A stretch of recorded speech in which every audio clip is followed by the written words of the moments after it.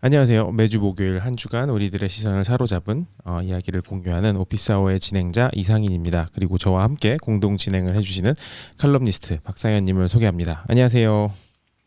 안녕하세요. 네, 네, 백신 안녕하세요. 맞으셨죠? 저요, 네, 백신 네, 맞았어요. 어떠신가요? 저 1차 네, 맞았는데요. 네, 지금 이틀째인 것 같아요. 어제 아침에 맞았으니까 좀 네, 하루 반 좀 넘은 것 같은데 조금 몸이 감기 걸린 네, 것처럼 조금 아픈 건 네, 있는 것 같긴 하네요. 생각해 보니까. 네, 음, 저는 젊으신, 예, 젊으신 시dob니다. 근데 네. 거기서는 어떻게, 어느 장소에서 맞게 되나요? 뭐 주마다 다를 것 같진 않은데 제가 네, 있는 이제 워싱턴 주에서도 뭐 다양한 이제 드럭스토어들 있잖아요. 그래서 뭐 네, 그 월그딜이라든지 CBS라든지 뭐 네, 다양한 위치나 병원이나 혹은 뭐 그런 체육관 빌려가지고 하는 그런 데도 있고요. 근데 네, 제가 맞은 데는 그 프레디 마이어라고 하는 동네 이제 마트 같은 음, 데인데 그 이름을 올려놨었어요. 그래서 맞을 수 네, 있으면 어베일러빌리티가 있으면은 백신 네, 맞겠다 했는데 저는 원래 이제 내일부터 공식적으로 많은 분들한테 오픈이 되거든요. 네, 그 현재까지는 원래 이제 50 몇 세 이상인가까지만 뭐 맞을 네, 수 있고 뭐 의료계나 혹은 그 학교에 계신 분들은 맞을 수 있는데 그 방침이 네, 내일부터 풀리는데 뭐 며칠 일찍 이제 연락이 왔더라고요. 그래서 운 좋게 네. 네 맞았죠. 네. 저는 계속 들여다보고 있었는데, 네, 뭐 월그린 CBS 이런 데서는 잘 자리가 안 나다가 네, 갑자기 이게 어베일러블한 게 이제 저희 그 로드아일랜드 주에 쓰는 사이트가 이제 계속 뭐 장소들 쭉 나오는데 전부 다 어베일러블한 게 0, 맞아요. 하나 나오는데 하나는 누구나 다 지금 뭐 등록하고 있는 중이라서 안 되는 거고 그러다가 갑자기 어느 날 260 몇 개가 그냥 쾅 뜬 거예요. 와, 그래서 쏟아져 들어왔구나 그냥 급하게 신청을 했더니 되더라고요. 근데 네네, 갔는데 거기는 이제 스테이 사이트라서 그러니까 보통 이제 커머셜한 사이트가 있고 스테이 사이트가 있는데 이제 스테이 사이트로 가니까 그걸 다 군인이 하는 바람에 음, 모든 걸 다 무슨 뭐 험비 출동하고 뭐 하여튼 총은 안 들었는데 그냥 그 나머지는 다 군인들 음, 그리고 그 주사 놓는 사람들도 아마 군의관 같이 보이는 사람들이 다 주사를 놓고 그렇게 해서 굉장히 신속하게 진행이 됐어요. 분위기는 살벌한데 그래서 네 그래서 맞았는데 저는 뭐 아픈 것도 없고 그냥 어깨만 약간 뻐근하고 말았어요. 다행이네요, 다행이네요. 그럼 네. 1, 2차 다 맞으신 거예요? 아니면 1차만 맞으신 거예요? 아예 1차 맞은 거고요. 근데 1차요? 같은 날, 예, 저희 아들아이가 맞았는데, 네, 얘는 뭐, 파이저하고, 뭐죠, 존슨앤존슨 사이에서 이제 어떤 걸 선택할까 하고 이제 전화를 한 거예요. 음, 그래가지고, 뭐 아무거나 편한 거 맞아라 그랬더니 이제 자기 뭐 한 번만 맞았으면 좋겠다고 귀찮다고. 네, 그래서 저기 뭐죠 존슨앤존슨을 맞았는데 한국에서 얀센이라고 얘기를 하더라고요. 얀센이 이제 존슨앤존슨 자회사니까 네네, 얀센 백신이라고 하는데, 예. 근데 존슨앤존슨이 이제 그러자마자 이제 어제였죠. 음, 그리고서 하루 이틀 지난 다음에 갑자기 그 접종 일시 중지 네네, 그 명령이 내렸잖아요. 권고죠, 정확하게는 권고가 그쵸. 내리는 바람에 그래서 보니까 뭐 현재 700만 명 접종에 6명이 이제 혈전이 생겼고, 근데 그 6명이 흥미롭게도 다 여성이더라고요. 그래서 이게 어떤 뭐 이유인지는 모르겠는데 다들 이제 궁금해하고 이제 연구 중이긴 한데 음, 그게 보통 한 13, 14일까지 사이에서 일어난다는 거예요. 일어나는 그쵸. 경우에는. 근데 사실 뭐 700만 명에 6명이면 이제 100만 명에 한 명이라는 건데 이건 뭐 굉장히 거의 뭐 네. 그 번개 맞을 확률보다도 훨씬 더 낮은 거라서. 근데 이제 근데 그 이제 발생을 한 분들이 젊은 나이층에서도 발생을 해서 좀, 그쵸. 예, 17세도 나왔더라고요. 음, 아니 18세도 나왔더라고요. 네네, 맞습니다. 그래서 걱정을 좀 하고는 있는데 뭐 크게 걱정을 하진 않고 있어요. 네. 근데 네. 사실 저는 원래 제가 예약했던 백신이 그 존슨앤존슨 거였거든요. 근데 네, 그 어베일러빌리티 있는 거에 따라서 이제 예약을 했으니까 저 같은 경우는 네, 이제 뭐 당일날 비거나 혹은 이제 막 갑자기 연락 오는 그런 거를 좀 노렸기 때문에 미리미리 좀 네, 예약을 했다기보다는 근데 선택권이 많이 없으니까 그냥 아무 생각 없이 맞아요. 존슨앤존슨을 했는데 저희 같은 경우는 이제 계속 그 위험성에 대한 지적이 저 맞기 전날부터 좀 계속 많이 올라왔어요. 그러니까 위험성이라기보단 음, 이러한 네, 이슈가 발생을 했다. 그래서 네, 당국이 이제 막 조사를 하려고 하고 뭐 중지가 내릴 수 있다 이런 분위기였는데 당일 아침에 그게 그 어, 그 사용 중지를 이제 하란 식으로 공고를 했잖아요. 그래서 워싱턴 네, 주가 그거를 가장 먼저 뺐던 것 같아요. 음, 그러한 행동을 그래서 음, 행동을 취했는데 뭐 저한테 캔슬레이션 뭐 이런 게 전혀 안 오더라고요. 그래서 원래 네, 예약한 시간에 갔더니 그 카운터에서 파이자로 바뀌었다고 뭐 이렇게 아, 얘기를 해주더라고요. 그래서 저는 음, 별 그런 뭐 없이 그냥 1차 접종하고 왔는데 그 저 말고 저희 회사의 동료 한 친구는 그 친구는 원래 오늘 존슨앤존슨으로 맞는 거였는데 취소돼가지고 또 언제 잡힐지 모른다 약간 이렇게 바뀌었더라고요. 그 친구 아, 같은 경우는. 네. 음, 그렇게 되는 경우도 있구나. 네. 근데 저도 사실 그 아, 크게 막 네, 걱정이 전 모르겠어요. 그러니까 막 그런 기사들 떴을 때 뭐 뉴욕 타임스나 이렇게 네, 떴을 때 읽어봤는데 네, 그 네, 아스트라제네카의 혈청 그 혈전 굳는 거랑 되게 비슷한 사례잖아요. 그 실제로 기사에도 그쵸. 대단히 네, 시밀러 케이스라고 나오고 있고 근데 네, 이 그 수치적으로나 그 팩트로 봤을 때 그러니까 위험성이 이게 뭐 다른 백신에 비해서 압도적으로 높다라는 말이 아니잖아요, 사실. 그런 그쵸. 네, 맞아요. 케이스들이 나왔으니까 점검을 해봐야 된다. 약간 음, 이런 차원이니까. 네, 네. 그래서 뭐, 그래도 모든 걸 봤을 때 지금 가장 위험한 거는 뭐, 좀 코로나19고, 그래서 그쵸. 이거 뭐, 그거 위험한 거 생각을 하면은, 그리고 뭐 사실 비행기 타잖아요. 비행기 타면서, 음, 예, 그 뭐, 뭐 위험한 거 충분히 그 정도 가능성은 알고서 타는 거고 사실 비행기보다 더 위험한 게 자동차인데 자동차 운전도 맨날 하면서도 맞습니다. 예, 그래서 뭐 항상 이렇게 머리가 이렇게 논리적으로 돌아가지는 않는데 항상 이게 괜히 이게 새로운 거니까 더 겁이 나고 그런 건 있는데 모르죠. 저는 좀 빨리 문제 해결돼 가지고 많이들 맞았으면 좋겠는데 뭐 문제는 없다고 하는데 미국의 정부에서는 이제 근데 이게 굉장히 정치적인 문제랑 모든 나라가 다 연결이 돼 있잖아요. 맞아요, 맞아요. 그래서 모든 나라의 정권들이 다 이게 정치적인 문제라서 좀 걱정입니다. 어떻게 될지는. 그쵸. 그러니까 막 음, 이게 네, 너무나 그러니까 수치적으로나 혹은 이제 과학적인 팩트를 떠나서 그 사실 여론몰이하기 되게 좋은 아이템이기도 하니까. 그러니까 네, 이게 사람을 살리는 그런 건데 이거 맞으면 죽을 수도 있다로 확 그 판을 바꿔버릴 수도 있는 거니까 위험하긴 한 것 같아요. 그렇죠. 네, 맞아요. 혹시 요즘에 재밌는 영화 좀 보신 거 있으세요? 저요.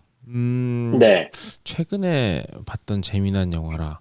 글쎄요, 저는 요새 팔로우하는 것들은 영화 그 넷플릭스에서 낙원의 밤이라고 한국 영화 떴길래 어제 봤는데 혹시 보셨어요, 어떤가요? 그거?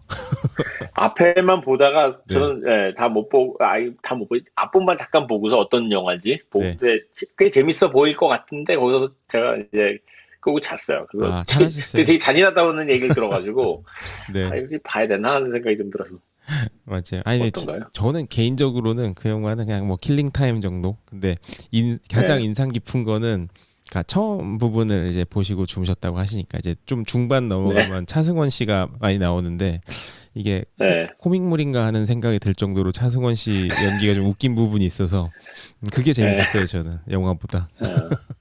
영화는 심각한 영화죠? 아니 뭐 심각한데 그러니까 스토리가 좀 네, 제가 개인적으로는 별로였어요. 스토리는 좀 엉망진창이었던 것 같고 음, 음, 차승원님 그 코믹 대사들이 중간중간에 심각한 상황인데 갑자기 막 음, 약간 라이터를 켜라 느낌으로 예전 스타일로 한 번씩 나오시고 그러니까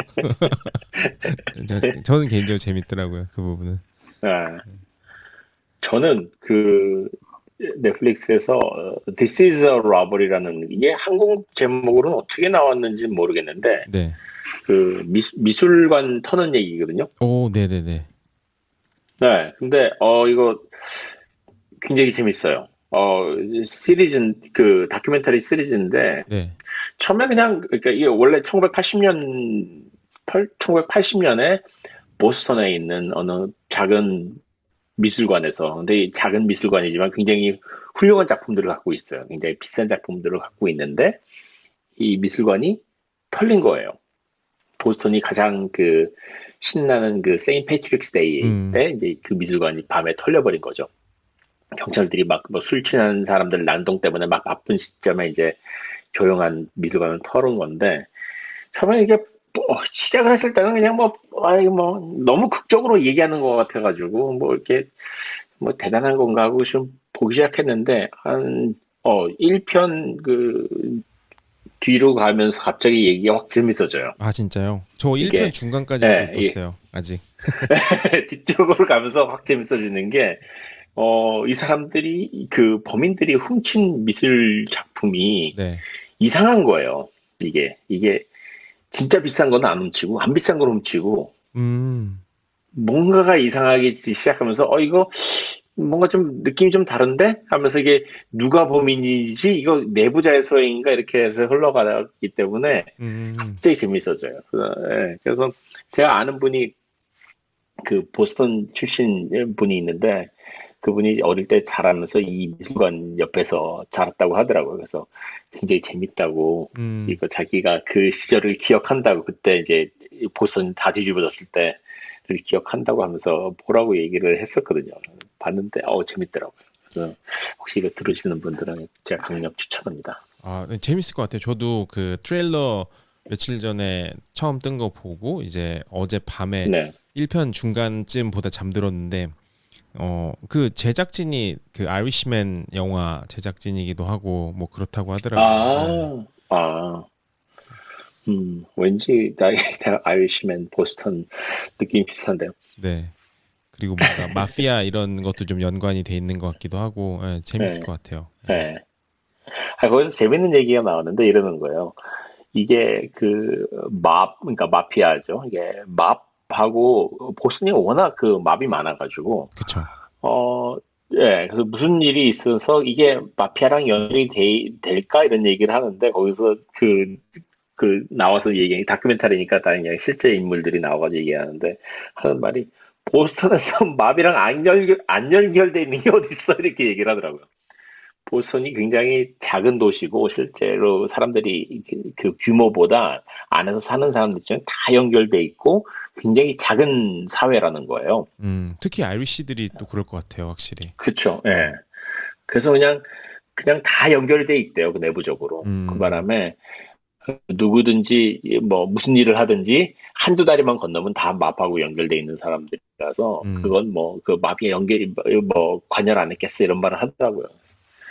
재밌었습니다. 그렇죠. 확실히 그 이민자의 그런 이민자들이 이제 한창 많이 넘어왔을 때를 기점으로 해서 그러한 마피아들이 이제 계속 세력이 확장되고 이제 또 커지는 그런 거가 다 어떻게 보면은 그 법보다 주먹이 가까웠던 시절들이 워낙에 많으니까 그런 아이리시 그쵸? 마피아, 뭐 이탈리안 마피아 이런 이기들이 많이 나오고 그런 거를 통해서 다양한 또 이제 재미난 스토리들이 방금 말씀하신 This is a Robbery부터 뭐 대부 같은 것도 이탈리안 마피아들 이민자들 얘기잖아요, 사실 뭐. 그쵸? 네. 맞아요. 근데 그런 얘기도 들었어요. 왜 아이리시계들이 특히 뉴욕이랑 보스턴 같은 이 동부 도시에서 아마 필라델피아도 그렇고 아이리시계들이 소방관하고 경찰관들을 많이 전통적으로 하잖아요. 네. 근데 그 이유를 얘기를 하면서 사실은 그 사람들, 과거에는 그 경찰이나 소방관이라는 게 이렇게 국가 공무원이 아니었다는 거예요. 음, 음, 그냥, 그냥 거의 자발적으로, 지금도 미국 소방서주 중에서는 그냥 발렌터리로 하는 게 굉장히 많잖아요. 네. 발렌티어 잡으로 그냥 자기 본업 말고 하는 사람들도 있고. 음, 그래가지고, 그게 이제 미국에서는 문제긴 한데, 그 과거에 특히 경찰관도 그랬다는 거예요. 그래서 음, 국가나 시에 속하지 않고 어, 그냥 자기네끼리 모여가지고 사람들이 돈 모아서 이제 문제 해결해 달라 그러니까 딱 그 뭐랄까 이 동네 깡패 같은 느낌인 거죠. 맞아요, 맞아요. 그래가지고 그 사람들이 모여가지고 이제 이런 식으로 경찰들이 슬슬 진화를 해왔기 때문에 그 당시에만 해도 이제 그 갱단이랑 경찰이랑 다 비슷한 사람들이었다는 거예요. 같은 음, 집단에서 나왔다고. 음. 그래가지고 그 내부적으로 문제가 많은 것도 사실은 그런 그 문화적인 그 역사적인 배경이 있다고 얘기를 하더라고요. 그쵸. 또 막 이런 게 계속 또 파고 들어가면은 이게 뭐 이제 실제다 아니다 이런 뭐 그런 부분은 존재하지만 그 JFK까지도 네, 올라가잖아요. 그러니까 존 F 케네디가 그 그쵸. 아이리시 마피아 음, 백그라운드에 그런 지지가 맞아요. 없었으면은 대통령이 안 됐을 거다. 막 이런 맞아요. 말부터. 네, 네. 맞아요.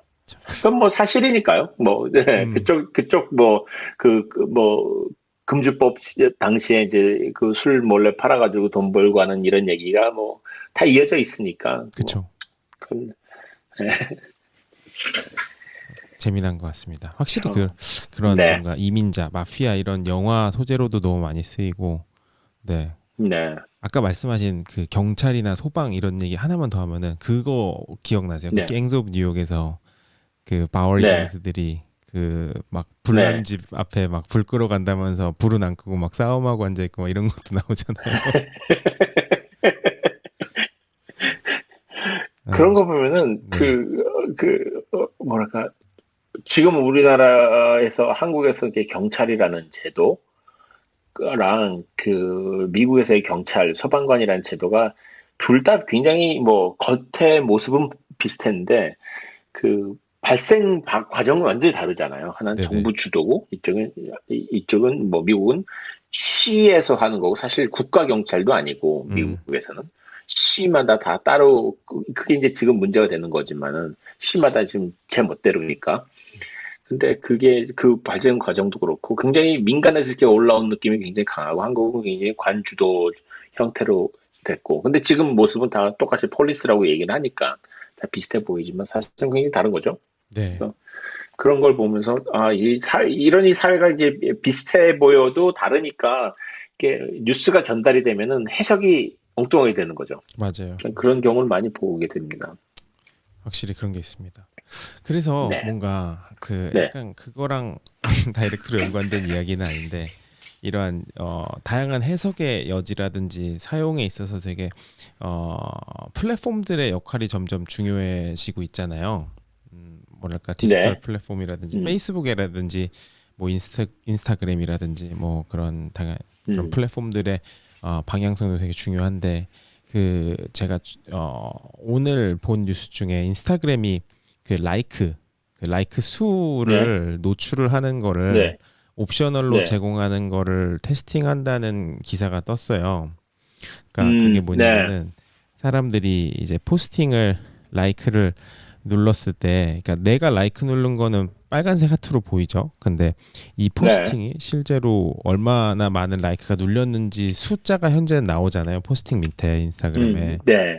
근데 그거를 네. 그 사용자가 그 올리는 사람이 그걸 끌 수가 있는 거예요. 그래서 몇 명이 라이크 눌렀는지 알 수 없게. 어, 다른 사람들 못 보게 만드는 거죠. 그쵸. 그래서 음, 약간 이런 거를 테스팅을 한다고 하고 실제로 저는 예전에 제 인스타그램 앱에 그렇게 바뀐 화면으로 며칠간 보였었어요. 그러니까 뭐 네. 선택적으로 소수로 테스팅을 할 테니까요. 근데 이제 네. 인스타그램을 필두로 이런 거를 음, 페이스북이랑 이런 거에 적용을 하겠다라고 이제 공공연하게 조금씩 밝히고 있는 것 같은데 되게 재미난 것 같더라고요. 음, 음. 그게, 그러면 사람들이 좀 더 행복해질까요? 뭔가 집착하는 거리가 조금 떨어지진 않을까요? 약간 그 네. 네이버에 네. 그 등수 네. 없앴잖아요. 그러니까 일일 검색 순위 네. 이런 거. 네. 그러니까 그럼, 반강제적으로 그런 거에 대한 집착을 덜 할 수밖에 없게끔 뭐 하는 게 아닐까. 음, 음. 저는 이번에 그 아이들이 뭐, 대학 지원하고 이런 과정에서, 어, 인스타그램을 그 미국 애들이 쓰고 있는 거를 쓰는 방식을 좀 많이 봤어요. 네. 얘기를 들었어요. 근데 굉장히 그 특이한 문화를 갖고 있더라고요. 저는 전혀 상상을 못 했는데, 그래서 이런 거죠. 어, 자기가 이번에 그 대학에 지원해가지고 합격한 대학 중에서 자기 가기로 정하는 걸 이제 커밋먼트를 한다고 하잖아요. 커밋을 하는데, 네. 그 커밋을 한 학교에 그 셔츠를 입고 그 사진 찍는 거예요. 근데 그거를, 자기가 공개하는 것도 하지만은 주로 친구들이 뭐 해준다는 거예요. 음. 아무개가 어느 학교로 결정을 했다는 거를 자기 스토리에 올리더라고요. 근데 그게 그런 일종의 예의래요. 아, 그래요? 그렇게 자기 친구들 중에서. 네, 그런 게 있고, 또 그거를 학교마다 그거를 모으는 계정이 있대요. 그래서 음. 자기 어릴 때 사진이랑 근데 학교마다 조금씩 문화가 다 다르더라고요. 그냥 뭐 캘리포니아에 있는 학교는 이렇게 하고, 뭐, 뉴저지에 있는 학교들은 또 이런 식으로 하고, 다 이렇게 그 학교마다 또 다 다른데, 그게 이제 그걸 그 졸업반 애들은 그 특정한 계정을 만들어서 다 글로 모아가지고, 거기서 이제 그 DM으로 보내가지고, 그 졸업반 애들이 그야말로 앨범을 만드는 거죠. 음. 인스타그램 안에 앨범을 만들어가지고 자기가 가는 학교가 어딘지 쫙 하고, 그리고 또 거꾸로 가는 학교들은 또 그 가던 학교 신입생들은 또 신입생들이 또 모여가지고 자기를 소개하는 또 인스타 계정이 또 만들어지는 거더라고요. 아. 그래서 거의 뭐 아이들 얘기를 들어보면 페이스북은 그 학교에서 뭔가를 할 때만 사용하고, 그야말로 페이스북은 공식적으로 사용하는 거고, 자기네 관련한 그 개인적인 관련한 건 전혀 사용을 안 하고, 어 인스타그램에서 그런 식으로 학교 결정하고 밝히고 친구들 연락하는 건 다 인스타그램에서 이루어지는 식이 있더라고요. 음. 그러게요.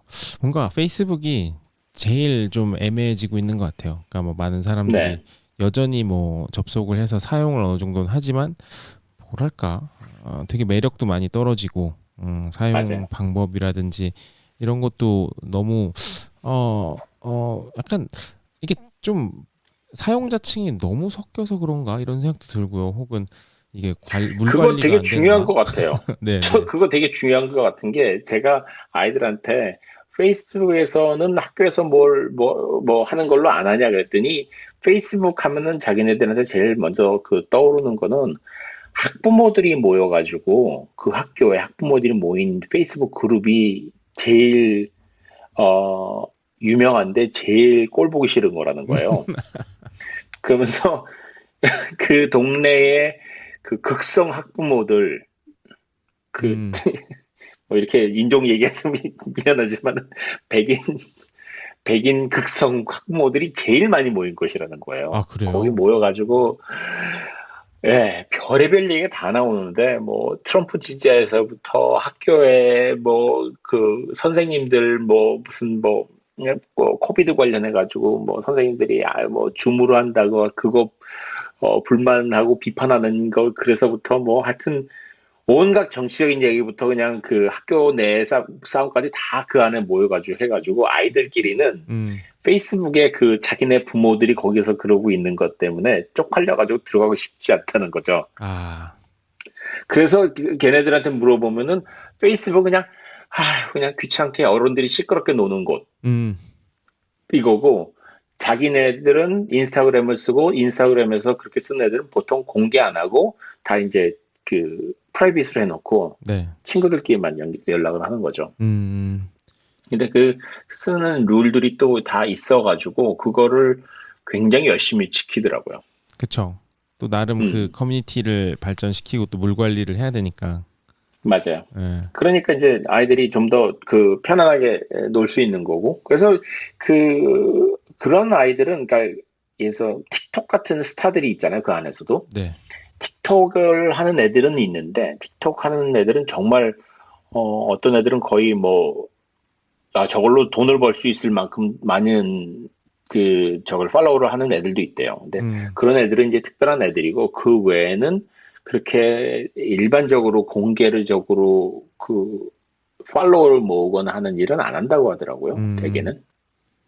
그쵸. 음, 그래서 근데 페이스북이 참 재미난 게 그 페이스북이 오히려 그 페이스북 메시지를 그 자기네들 페이스북 메인 플랫폼이랑 조금 거리를 두고 싶어하는 느낌도 약간 들어요. 그래서 페이스북 맞, 메시지는 여전히 좀 쿨한 그런다고 해야 되나? 젊은 네, 층들이 예, 또 네, 계속 유입층이 좀 많이 있다고도 들었거든요. 사실. 네. 음, 그래서 저도 뭐 페이스북을 워낙 많이 쓰니까. 음, 근데 메신저도 사실 제 개인적으로는 카톡보다 편한 부분이 많이 있어요. 음, 예, 몰래 읽어볼 수도 있고 확인하지 않는 상태로 그 확인 누르지 않고 몰래 읽어볼 수도 있고 여러 네, 가지 굉장히 좋은 점이 많고 그래가지고 뭐 일단 뭐 글자나 모든 게 다 보기 편하게 잘 나와 있고 그래서 저는 굉장히 애용하는 편입니다. 네. 확실히 참 페이스북 그 원래 그 오리지널 플랫폼은 조금 방향성 측면에서 고민이 많을 것 같기도 해요. 워낙 그 플랫폼 자체가 너무 좀 네, 광고에 치중돼 버린 느낌도 너무 심하게 들고 그리고 음, 막 가짜 계정이라든지 사기 계정도 너무 많고 막 그런 사람들 있잖아요. 맞아요. 킴 네, 카스트로 막 이런 사람 군복 입은 네, 이상한 사람 막 연락 오고 막 네, 그런 것도 워낙 아, 많으니까 네, 네 네. 그렇죠. 그렇습니다.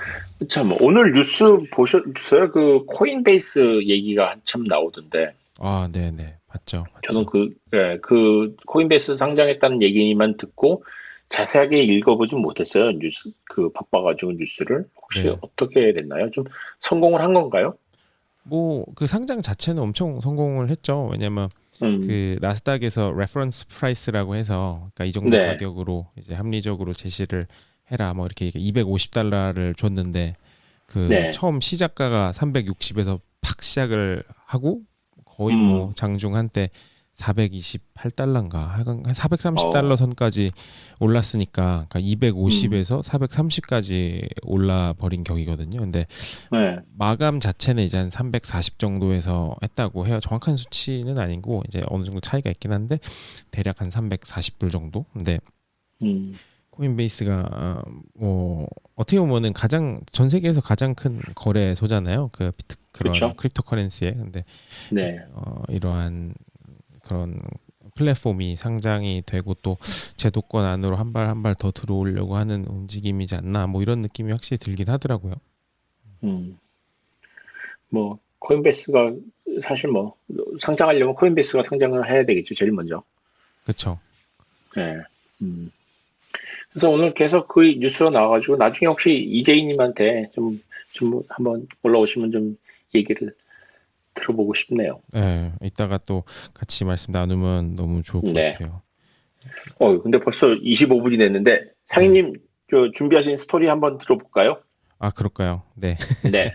음, 저희가 또 이제 각자 준비한 이야기를 하나씩 한번 풀어보도록 할 텐데, 사실 오늘 제가 가져온 스토리는 네. 그 원숭이에 관한 내용입니다. 네. 뭐냐면요, 그 네. 일론 머스크, 저희 대화의 단골로 단골 등장하시는 주제. 분이죠. 일론 머스크님께서 다양한 비즈니스를 하시잖아요. 뭐 네. 테슬라라고 하는 전기차부터 뭐 보링 컴퍼니 땅 파는 회사, 뭐 네. 스페이스X 뭐부터 뭐 네. 다양한 회사를 하는데 이제 뉴라링크 네. 라는 회사를 하세요. 근데 이제 이 회사는 결론적으로 말하면 인간의 뇌에 이러한 칩을 이식해서 질병의 치료, 커뮤니케이션의 뭐 향상 그리고 뭐 특정 기능의 음, 호전 내지는 발전 등을 이제 하고자 이런 부분을 연구하는 그런 회사인데요. 그 어떤 분들은 되게 무서워 하시는 그런 뭔가 디스토피아적인 컨셉이라고도 얘기하시는 음, 분들도 계시지만 그 참 물리적으로 씹는 거잖아요, 네. 네, 맞아요, 맞아요. 물리적으로 음, 그쵸. 예. 근데 이제 네.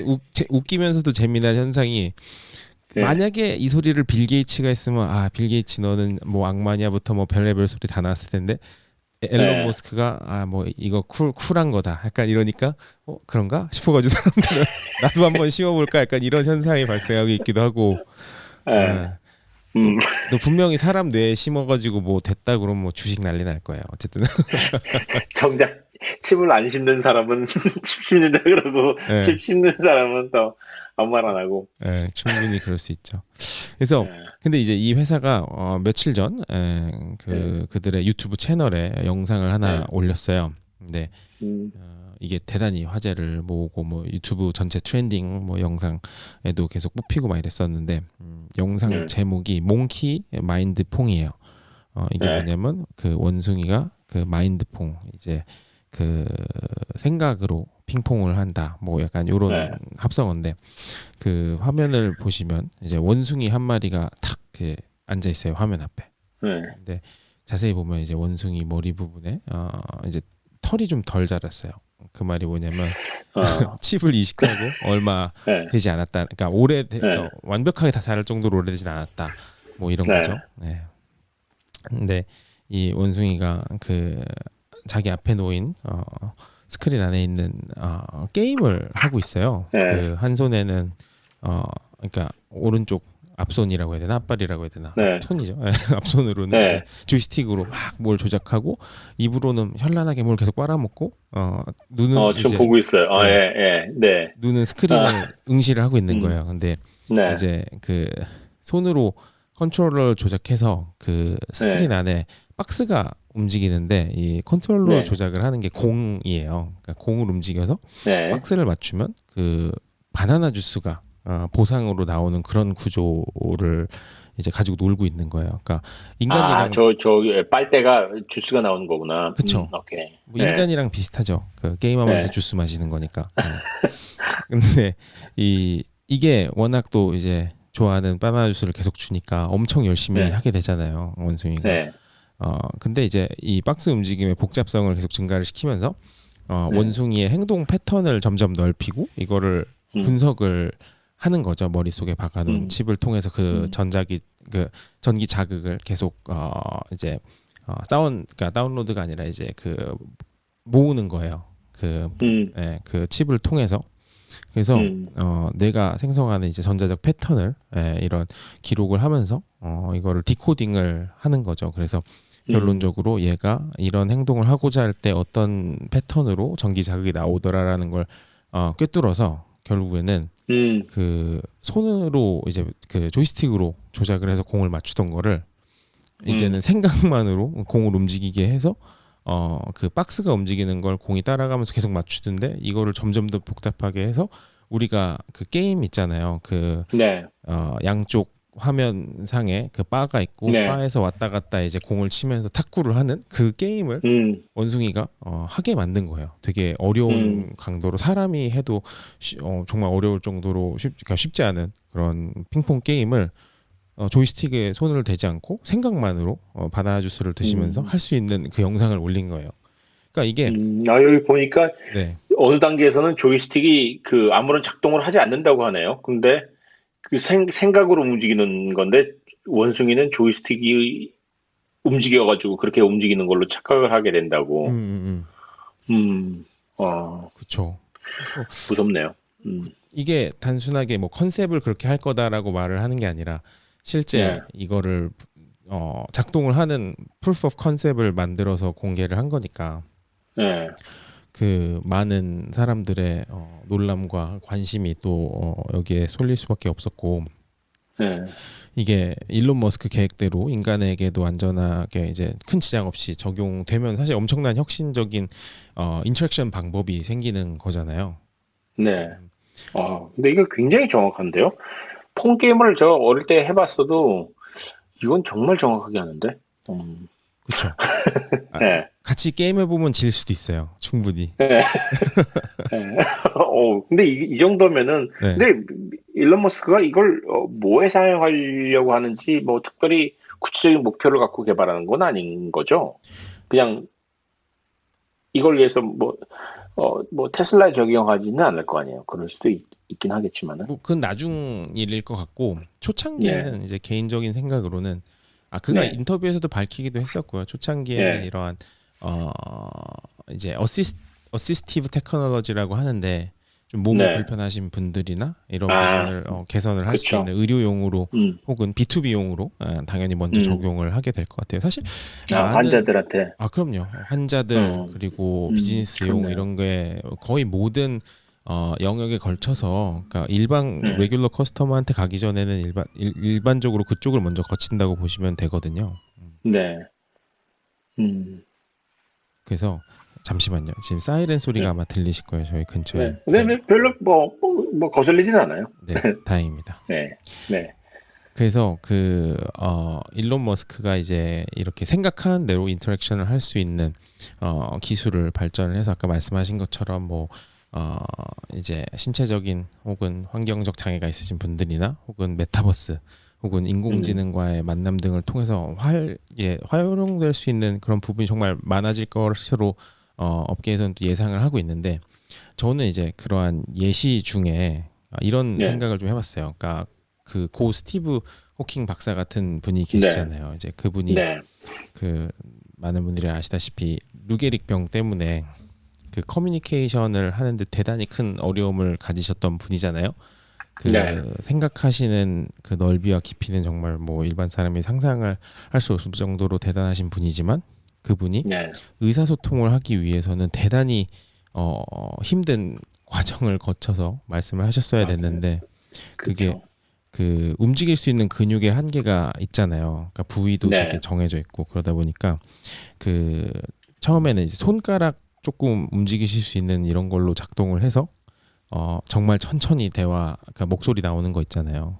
네. 기계 목소리 그거를 네. 내셨는데 이게 발전을 해서 어떻게 발전했냐면 안경을 쓰시는데 그분이 네. 그분의 안경을 자세히 들여다보시면 아마 스티븐 호킹 박사 사진을 치시면은 그 네. 안경을 이제 시그니처하게 항상 쓰고 다니시는데 그 밑에 네.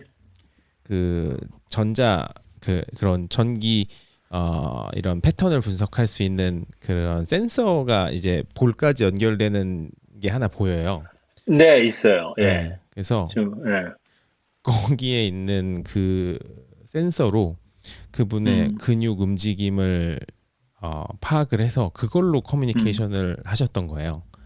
음. 근데 이게 여전히 아. 쉽지 않은 게 이거를 통해서 이제 그 원하는 글자들을 지정을 하셔서 대화를 하시는 건데 이거를 좀 더 네. 빠르게 하기 위해서 그 우리가 흔히 사용하는 스위프트 키라고 하죠. 그러니까 막 우리가 네. 화면 안에서 막 이렇게 손가락으로 그 원하는 알파벳 주위로 왔다 갔다 하면은 내가 쓰고자 하는 게 어느 정도 프레딕티블리 나오는 뭐 그러한 음. 단어를 추정해서 이제 딱 찝어주는 그런 기술을 사용해가지고 예전에 비해서 2배 이상 빠른 수준으로 커뮤니케이션을 하실 수 있었는데 그래도 여전히 대단히 큰 노력을 거치셔야만 말씀을 하실 수 있고 다른 사람과 커뮤니케이션을 할 수 음. 있었잖아요. 네.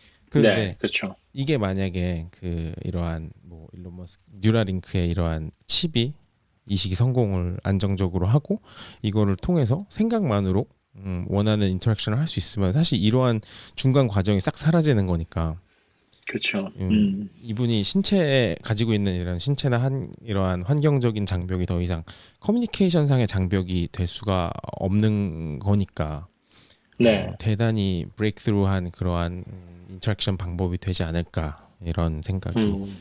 좀 들더라고요. 그래서 음. 예전에 그 영화가 하나 생각이 나는 게 이 월터의 상상은 현실이 된다라는 한국 제목을 네. 가지고 있는 영화 있잖아요. 그래서 네. 거기서 생각하는 대로 막 이러한 뭐 행동이나 세계로 갑자기 확 들어가고 나오고 막 이런 게 있었잖아요. 네. 그래서 이런 인터랙션적인 부분이 생각만 하면은 다양한 메타버스 속으로 확 들어갔다가 이런 행동들도 취했다가 갑자기 확 바뀌고 약간 이런 것도 적용되는 쪽까지도 나중에 그러니까 발전할 수 있지 않을까 뭐 이런 생각을 하면서 음. 준비한 이야기를 한번 맞춰보도록 하겠습니다. 네, 저는 그 흥미로운 게 지금 방금 그 말씀 들으면서 그 원숭이 이걸 비디오를 봤는데 네, 이거 있잖아요. 그러니까 원숭이가 손으로 작동하는 할 때 그 폰 게임을 손으로 작동할 때 나왔던 그 뇌의 움직임을 그 분석을 한 다음에 그거를 적용을 해가지고 그 손잡이 없이 이제 생각만으로 움직이게 하는 거잖아요. 네, 네, 근데 그 과정이 좀 굉장히 놀란 게, 제 아내가 그 알츠하이머 연구를 하거든요. 근데 그 음, 과정에서 뭘 많이 쓰냐면 그 MRI를 찍어요. 근데 MRI가 그냥 MRI가 아니라 fMRI라고 해서 이제 펑셔널 MRI인 거예요. 그래서 이게 MRI 보통 찍을 때는 뇌 촬영할 때 그냥 단면을 찍는 거잖아요. 근데 이제 fMRI는 그 뇌가 움직이는 상황을 찍는 거예요. 그래서 예를 들어서 그 계산을 한다. 그러면 뇌의 어느 쪽이 활성화가 되는지 살펴보고서 그리고 뭐 어릴 때 생각을 해보라 그랬을 때 어릴 때 생각을 할 때는 어디가 활성화되는지 보면서 이제 그 활성화되는 곳을 보면서 이제 이 뇌의 어느 부분이 어떻게 작동하는구나 이렇게 파악을 하는 거거든요. 네.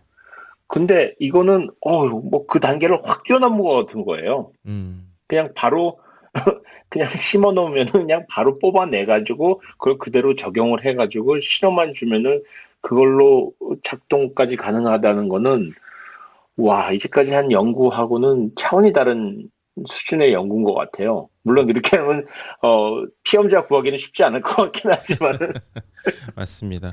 그러니까 넘어야 할 그 산이 많고 이게 네, 안전하다라는 보장이 어느 정도 수치적으로 증명이 됐을 때 사실 충분한 테스트를 거쳐 사람한테 이제 이식이 될 텐데 근데 이제 네, 결국에는 기술의 발전이 그 트레시홀드를 넘어서게 되면은 이제 네, 상용화가 되기 시작하는 거잖아요. 그래서 네, 이게 만약에 된다라고 하면 그 다른 인터뷰에서는 그 일론 머스크가 수년 안에 한 5년 안에 상용화를 언급을 하더라고요. 5년 안에. 예, 음, 그래서 이거는 뭐 자기 생각이 아니라 100%될 거라고 상용화 막 근데 이제 뭐 생각만으로 무슨 염력처럼 막 모든 걸 다 한다 이건 아니지만 이러한 어시스티브 테크놀로지라든지 이런 부분에서는 우리 생각보다 아주 빠르게 적용이 될 것이다라고 호언장담을 하더라고요. 그래서 확실히 음. 되게 기대가 되는 분야는 맞는 것 같아요. 네, 저는 이거 포공 이 정도로 정확하게 원숭이가 할 수 있으면은 저는 정말 몸 불편하신 분들이 그 휠체어 조정하는 거라든가 저는 운전까지도 충분히 가능할 것 같은데요. 저는 그리고 굉장히 그런 분들한테는 희소식일 것 같아요. 맞습니다. 게다가 음, 이제 인공지능이랑 이제 머신러닝이 같이 이제 겸비돼서 돌아가게 되면은 이제 정확도라는 측면에서도 충분히 이러한 패턴을 파악하는 정확도나 명령을 전달하는 정확도도 되게 정교해질 수가 있으니까 사실 그렇죠. 네 음, 그렇습니다. 재밌네요.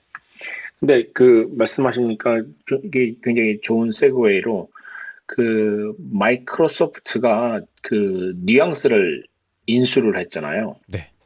이게 뉘앙스 이게 굉장히 큰 액수로 그게 이게 얼마를 받았죠? 19.7 빌리언이니까 거의 20 빌리언. 음. 200 200억 달러? 200억 달러죠. 그렇게 되면은 200억 원도 200억 아니고 달러 예, 200억 200억 달러. 달러를 주고 한 이게 마이크로소프트한테는 그 뭐죠? 링크드인 다음으로 많은 액수를 지불하고서 샀으니까 음. 그래서 뭐 링크드인도 뭐 좋은 그 적이라고 인수였다고 생각을 하지만은 그 모르겠어요. 그 다음에 그 정말로 그 효과를 다 뽑아내는지는 모르겠는데 이번은 이제 뉘앙스를 산 거는 굉장히 지금 사람들이 많은 그 뭐랄까 어, 관심을 갖고 있는 이유가 이게 사실은 그 의료 부문이라는 거죠. 네.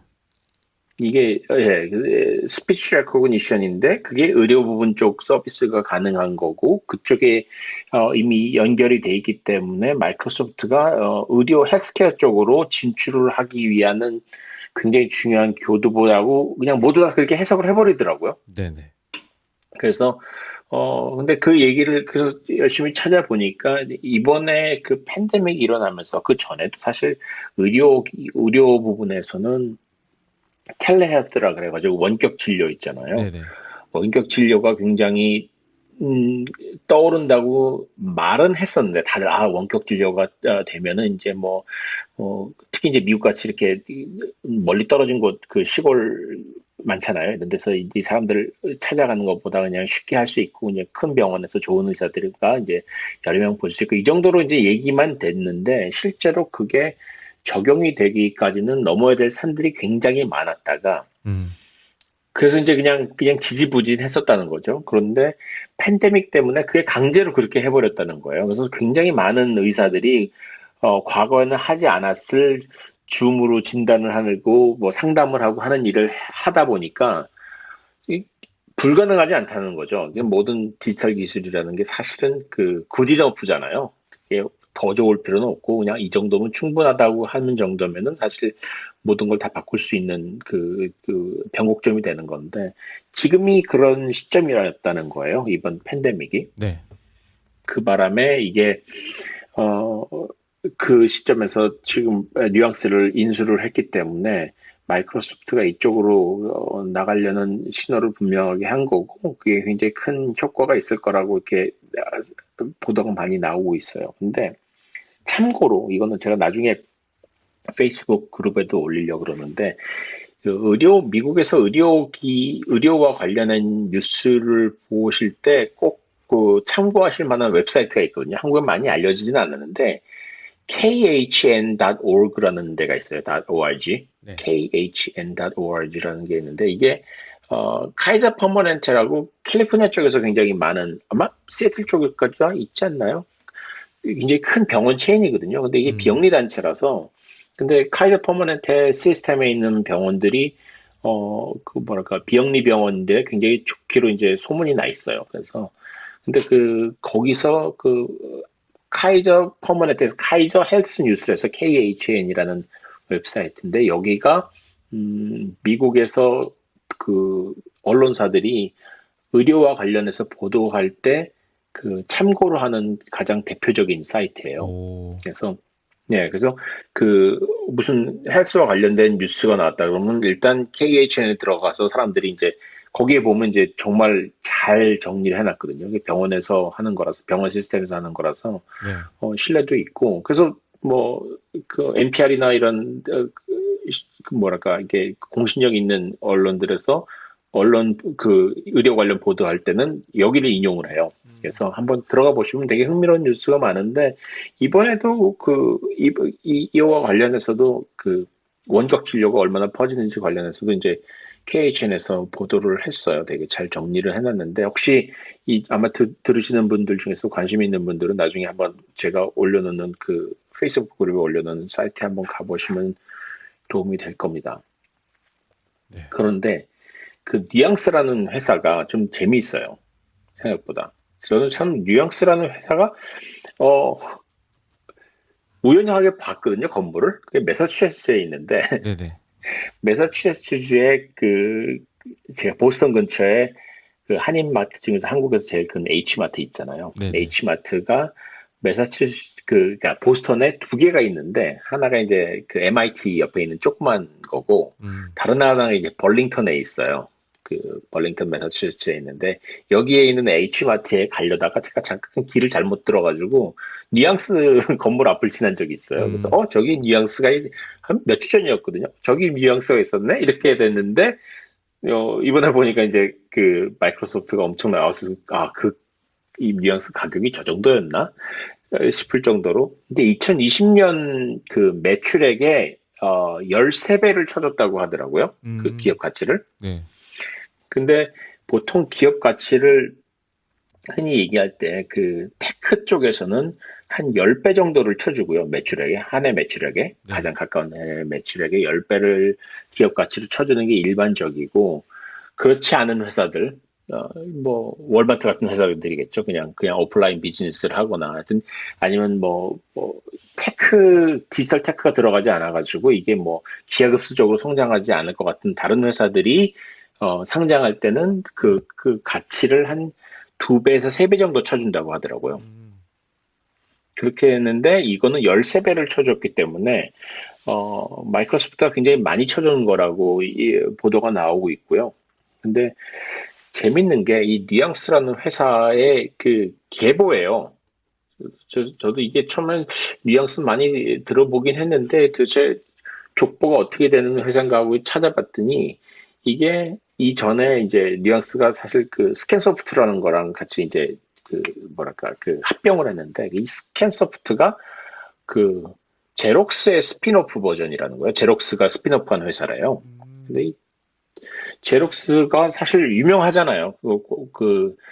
예전에 빌 게이츠하고 스티브 잡스가 서로 자기네 뭐죠? 그 윈도우 시스템 마이크 커서 움직이는 이 마우스 네. 관련해가지고 그거 네네. 누가 서로 베꼈냐고 얘기하는데 이제 그게 사실 다 제록스에서 본 거잖아요. 제록스에 가서 개발하는 걸 보고 갖고 와가지고 이제 그 스티브 잡스도 만들고 빌 게이츠도 만들었는데 이제 서로 이게 훔쳤다고 얘기를 하니까. 네. 근데 그때도 등장한 게 제록스라는 회사인데 이게 스캔소프트가 원래 제록스에서 나온 거였고 그리고 그걸 좀 더 거슬러 올라가다 보니까 그 레이 컬츠와일이 나와요. 그래서 그 컬츠와일이 그 유명한 그 뭘까 싱귤레리티가 온다 하는 그 책 쓴 사람이고 그 뭐 자기 뇌를 전부 다 컴퓨터로 넣기 전까지 자기 죽지 않으려고 하루에 뭐 그 비타민을 몇십 개인가 몇백 개를 먹는다는 사람이거든요. 네네. 그래서 예, 그래서 그 싱글러리티 유니버시티도 이제 이 사람이 구글에 있으면서 좀 하고 있고, 그래서 굉장히 특이한 사람인데, 보니까 뉘앙스에 대해서 찾아보니까 계보가 거기까지 올라가더라고요. 그래서 음. 정말 세상의 모든 건 다 이렇게 다 연결이 되는구나. 그리고 컬츠와일이라는 사람이 저는 예전에 한번 어, 그 영상을 본 적이 있는데 이것도 제가 한번 유튜브 영상을 한번 연결을 해볼게요. 이 사람 네. 올려볼게요. 근데 이 사람이 고등학생 때 컴퓨터 프로그램을 짜가지고 그 컴퓨터가 직접 작곡을 하게 만들었어요. 그래서 그 와. 작곡한 컴퓨터가 작곡한 곡을 연주를 굉장히 옛날 텔레비전에 나와가지고 몇 년도인지 60년대였나? 그죠? 70년대 때 나와가지고 그걸 연주하는 걸 보여줘서 사람들이 어, 이 연주가 이제 뭐 그냥 곡이 나오는구나 그러다 이제 자기 비밀을 밝히는데 이게 사실 컴퓨터가 작곡할 거다 이렇게 얘기를 한 거죠. 나중에 이 사람이 그땐 고등학생이었던 이 컬스와일이 나중에 커가지고 제일 먼저 한 그 돈을 크게 번 사업이 그 신터사이저라고 해서 왜 뭐랄까 전자 키보드 네. 그거를 만들어서 돈을 크게 벌었죠. 그거를 우리나라 영창한테 팔았어요. 아, 진짜요? 네, 그 영창이 그 컬처라이드에 큰 돈을 주고 그걸 사왔죠. 왜냐하면 영창은 계속 이제 일반 피아노를 만들다가 이게 시대가 이제 전자악기 시대로 넘어가니까 우리가 이쪽을 진출해야 되는데 근데 적당한 가격에 이제 컬처라이드에서 산 거죠. 그래서 컬처라이드를 뒤져보면 이제 영창이 등장합니다. 그래서 이 사람 천재 맞고 진짜로 세상에 천재의 기준을 계속 강화를 해도 남는 몇 사람이 있는데 제가 보기에는 콜츠와이는 그런 사람인 것 같아요. 근데 이 사람이 사실 약간 네, 그 아까도 잠깐 언급하시긴 하셨지만 그 네, 이모탈리티죠. 예, 영원히 사는 삶에 네, 대해서 뭔가 그 논쟁적인 부분을 많이 얘기를 하시는 분인데 이분이 그분 맞잖아요. 그 네, 클라우드 상에 자기 데이터를 다 전송시킨 맞아요. 다음에 나는 영원히 살 네, 거다. 약간 그러면 이분은 결국에 매트릭스의 아키텍트인가? 약간 이런 생각이 드는 그런 그런 분이잖아요. 그죠? 맞아요. 네. 네. 네, 차원을 다르게 생각하는 것 같아요. 정말로 차원을 다르게 생각하는 사람인 것 같고, 근데 차원을 다르게 생각한다고 해서 항상 맞는 건 아니죠. 그쵸. 네, 뭐 스티브 잡스도 그런 식의 차원이 다르게 사실 이건 좀 안타까운 얘기긴 한데 스티브 잡스가 그 췌장암으로 사망하기 전에 어, 의사의 말을 안 들은 대목이 나와요. 그 전기를 보면은 네. 그 왜 안 들었냐고 이제 보면은 이 사람이 자기는 그렇게 생각하지 않는다고 이렇게 얘기하는 거예요. 그러니까 이게 전문가의 말이면은 들어야 되는 시점에서 이 사람이 이제까지 자기가 해온 게 있기 때문에 여기서 뭐랄까 고집을 피우는 대목이 나오거든요. 음. 근데 그게 어 되게 그러니까 천재들의 특징인 것 같기도 하고 근데 그렇게 누워 있으면서도 자기 산소호흡기인가가 이제 디자인이 나쁘다고 그거 산소호흡기 디자인 고치라고 하는 장면이 나오잖아요. 근데 그 얘기를 하면서 흥미로운 얘기가 이제 같이 나오는 게 요즘 나오는 요즘 우리가 병원에 가면은 항상 있는 그 기본적인 그 침대 있잖아요. 환자용 침대. 네. 이게 기울어져서 이제 허리를 세울 수가 있고, 다 이렇게 하는 그거를 만든 게 그 유명한 영화 있죠? 에이비에이터에 나오는 그 실존 인물이 누구죠? 에이비에이터 디카프리오요. 예, 디카프리오가 역할을 했던 그 사람의 이름이 뭐였죠? 예, 하워드 휴즈. 네. 하워드 휴즈가 그거를 만들어냈다고 들었어요. 아 진짜요? 지금 사용하는 그게 이 사람이 비행기 사고로 다쳐가지고 병원에 누워 있는 동안에 음. 침대가 너무 형편없어가지고 디자인을 새로 바꿨다는 거예요. 그래가지고 그 사람이 바꾼 그 디자인이 지금 현재 사용되고 있는 병원 침대를 전 세계에서 사용되고 있는 침대라고 하더라고요. 그래서 스티브 잡스가 아파서 누워 있으면서도 자기 산소호흡기 디자인 바꾸라고 얘기하는 그 얘기를 읽으면서 그래서 모든 종류를 다 갖고 와가지고 거기서 디자인 품평을 하고 있는 장면이 나오거든요. 역시 쉽지 않은 분이시네요.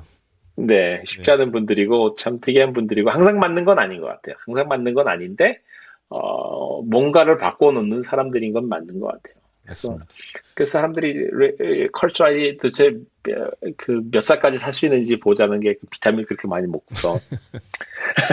근데 이 사람이 네, 그 영생을 누릴 수 있는 그런 기술적인 측면에서 그 타임라인이 2029년이면 해결될 것이다라고 예측을 했다는데 네, 그 그렇죠. 부분도 두고 봐야 될 것 같고 저는 네, 그 되게 모호해질 것 같아요. 그러니까 이 사람이 육신이 죽었는데 이 사람이 네, 데이터가 이제 인공지능으로 살아서 음, 뭐 이제 뭐 이런 판단도 내리고 뭐 이야기도 하고 이럴 텐데 그럼 그 네, 사람을 산 사람이 하는 말로 봐야 되냐 아니면 어디까지 네, 그 인공지능의 이러한 거를 의견을 존중해 줘야 되나도 약간 중요한 부분이 될 것 같고 이런 게 실제로 발생한다면 네, 그리고 인공지능이 저는 무조건 뭐 나쁘다 무조건 좋다 이런 생각은 안 하지만 이런 개인을 뭔가 인공지능화 시켜서 이렇게 게다가 이렇게 막강한 사람을 인공지능화 시켜가지고 계속해서 삶을 음, 영위하게 하다가 이 음, 사실 이게 이 사람의 데이터가 끝나는 순간이 가장 늙고 오래되고 이제 어떻게 보면은 판단력이 흐려질 수도 있고 약간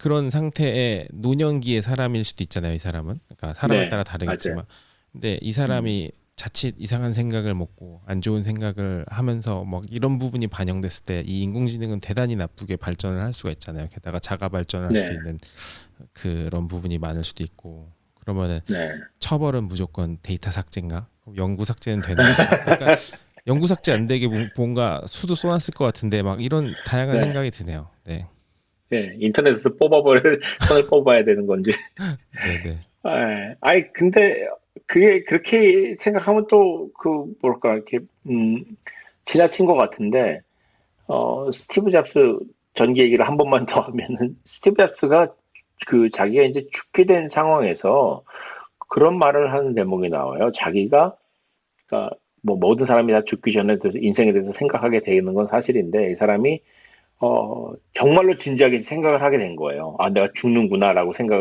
알게 된 다음에.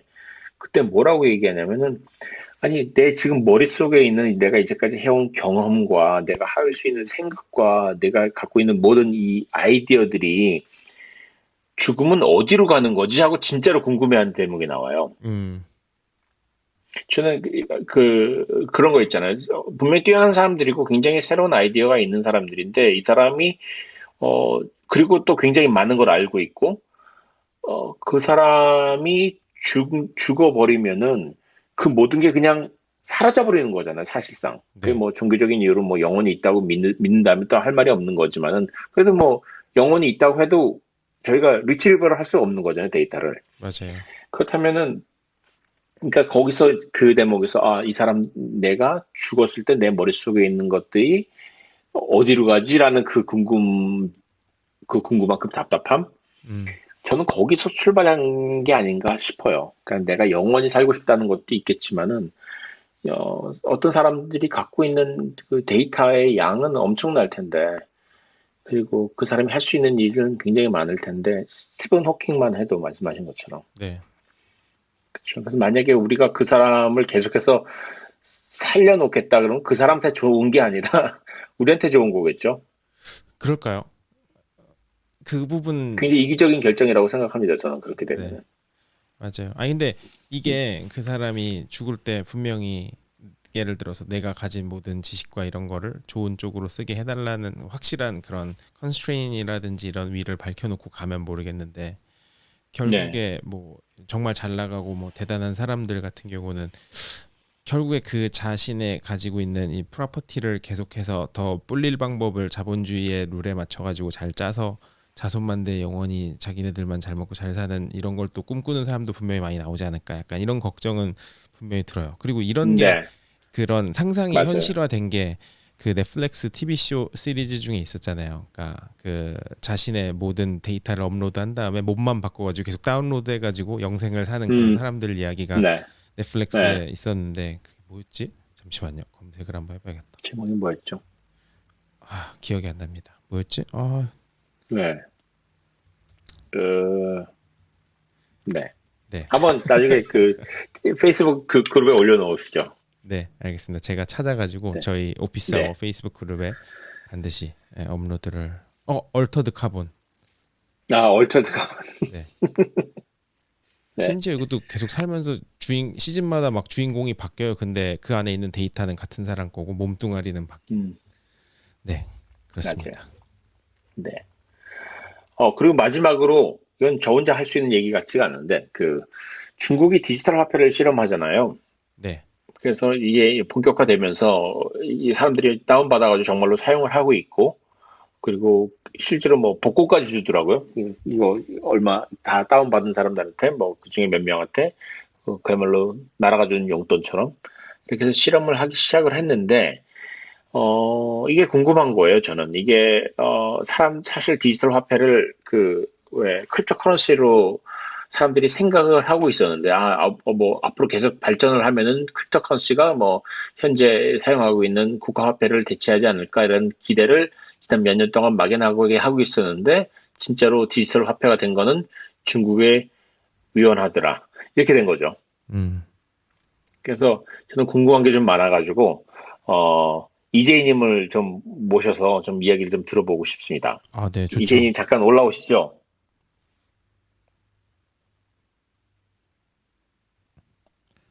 음, 제가 방금 이재희님을 안녕하세요. 예. 안녕하세요. 안녕하세요. 안녕하세요. 네. 저 지금 들으면서 막 오만 가지 사이파이 SF 레퍼런스가 막 머릿속을 지나갔는데 공각기동대와 소스코드와 블레이드 러너 소스 코드.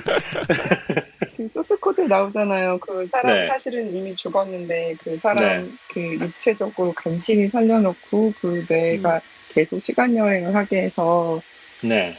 더 얘기하면 스포일러가 될 것 같으니까 네. 그만. 아하. 좀 가능해질 것 같아요. 근데 그 사람이 같은 사람이라고 생각할 수 있는지는 모르겠지만은, 음, 그 혹시 소스 코드 영화가 제이크 질레안 할이 나온 영화인가요? 네네네. 그 영화고 원작은 플래크. 아, 음, 잠깐 여담이지만 그 네. 제이크 질레안이 제가 그 예전에 뉴욕에 살 때 커피숍에서 걸어 들어오길래 그냥 인사하고 사진 한번 찍을 수 없냐고 물어봤었거든요. 네. 근데 또 이제 너무 추리하게 와가지고 자기 좀 안 된다고 그러던데 너무 매너 좋고 또 갈 때 오더니 또 제 테이블로 오더니 툭 치더니 먼저 네. 인사를 해주고 나가더라고요. 사진 못 찍어서 미안하다고 너무 그러면서 나이스하다. 음, 너무 네. 나이스해가지고 네, 완전 팬 됐어요. 그래서 그 사람이 나온 나이트크롤러 영화 보고 완전 네. 소름 돋았었거든요. 네. 정말 나무주연상 후보에 오르지 않은 게 신기했어요. 네. 저는 나이크롤러가 그 제이크 질레안이 나온 영화 중에서 가장 그 사람 같은 영화인 것 같아요. 음, 그 사람의 모든 것이 하여튼 제가 모르겠어요. 제가 그 영화를 되게 좋아하는 영화, 여러모로 그 미디어라는 거에 핵심, 그 미디어 쪽에서 일을 하는 과정에서 하는 중에 그걸 봐서 그럴 수도 있는데 정말 미디어란 무엇인가를 가장 그 현대적으로 그리고 가장 직관적으로 보여준 영화가 아닐까 싶어요. 저한테는 그랬어요. 맞아요. 근데 그 그걸 너무나 연기를 잘해가지고 이게 누가 그 영화를 보고 그러더라고요. 음, 절에서 제이크 질란을 좋아하는 여자들이 많지 않아. 이런 얘기를 하더라고요. 근데 그 영화 아니 근데 리뷰가 네. 재미난 게 그런 것도 있었어요. 나이트크롤러가 미디어 뭐 이런 얘기도 많이 있었지만 그 한국 그 네이버 영화 리뷰였나 그랬었던 것 같은데 자영업자의 삶이 이렇게 힘든 겁니다라는 한 줄로 요약이 되더라고요. 근데 그게 진짜 유튜브를 보고 배우면 저렇게 나쁜 결과가 될 수 있다의 정말 끝판왕이었어요. 예. 근데 굉장히 뭐랄까 어미너스한 것 같아. 그걸 보면서 이게 결국 미디어가 이런 걸 그 대중의 철저하게 이제 봉사를 하기 시작하면 이렇게 되는구나 하는 거를 너무나 어미너스하게 보여준 것 같아서. 그다음에 나중에 이제 확장을 하잖아요. 막판에 이거 스포일러인가? 하여튼 확장을 하잖아요. 그렇죠. 그런 사장님으로. 걸 보면서. 네. 그래서 이게 또 이렇게 해서 또 모독이 탄생하는 거 아닌가. 그래서 그 네. 머독의 과거가 갑자기 의심스러워지네. 요즘 시대에 태어났으면 머독이 그랬겠죠. 네. 유튜브 시대에. 네. 네, 맞아요. 두 세대에 태어났으면 정말 그랬을지도 모르겠어요. 네.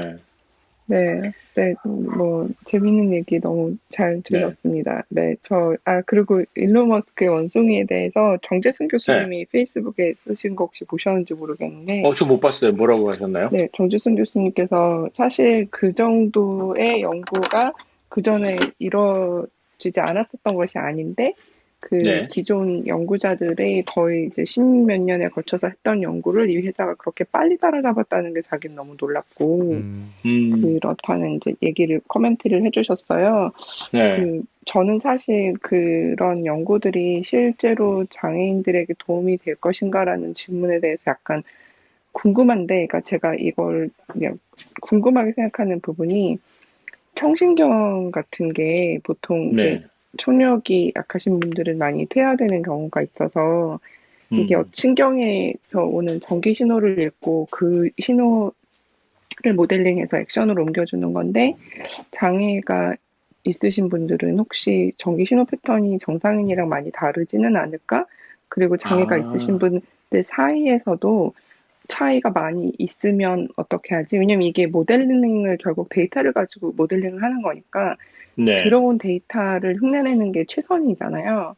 그렇죠. 그래서 사람 간의 차이가 많이 있고 그리고 특히 이제 거기서 들어오는 전기 신호가 그만큼 differentiate 해줄 정도의 strength가 없으면 네.